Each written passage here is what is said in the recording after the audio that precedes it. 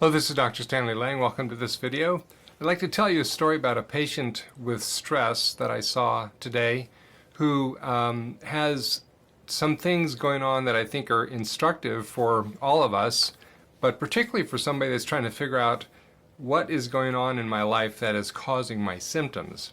And so the issue here in this particular patient is that she had symptoms that were coming from both physical and from spiritual sources. Now, how do you have spiritual stress?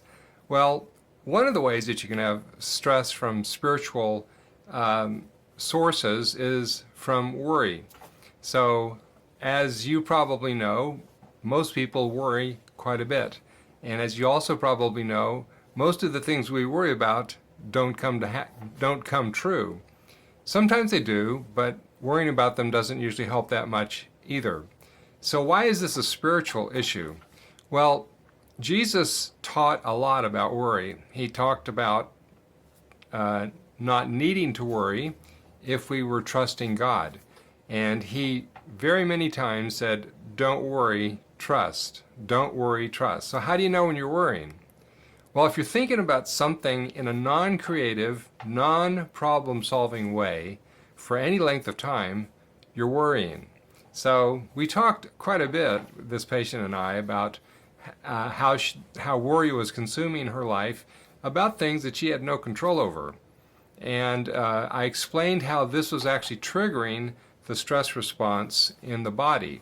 Now, how does that happen? Well, when we do this thing called worrying, there is a change in the brain that goes into, I've got to fix this problem because I'm under some sort of threat. Well, the problem with chronic threat is that it's treated like chronic stress because there's never a solution. And the brain was never prepared for the state of chronic stress. We're not wired that way. We're wired to deal with acute stress. Deal with the problem, deal with the danger, get on with life. But when the danger never goes away, and we continue to worry about it all the time, then that triggers chronic stress response, which is always pathological. Now, superimposed on this is a physical reason for stress, and that is gluten sensitivity. So this person has gluten sensitivity. We've previously documented that, but because of all the stress, she's kind of drifted into consuming gluten-containing foods once again, which tend to have a lot of glyphosate in them, which is also bad, which I've talked about in detail in other videos. And this causes stress in a lot of different ways. First of all, it causes the gut biome to be completely disturbed because of the glyphosate. And then the gluten itself causes inflammatory responses in more than half the people in the country. And in some people, it all happens at the gut level. And they know for sure that they've got gluten sensitivity because every time they eat gluten, they have GI symptoms. Well, a lot of people have gluten sensitivity, but it's not showing up in their gut. It's showing up in their brain. They have brain fog and other issues going on, and it can show up in their joints. So gluten sensitivity can affect a lot of different things, but it also triggers a chronic stress response because it's happening all the time. And a physical disorder that is happening all the time triggers a chronic stress response.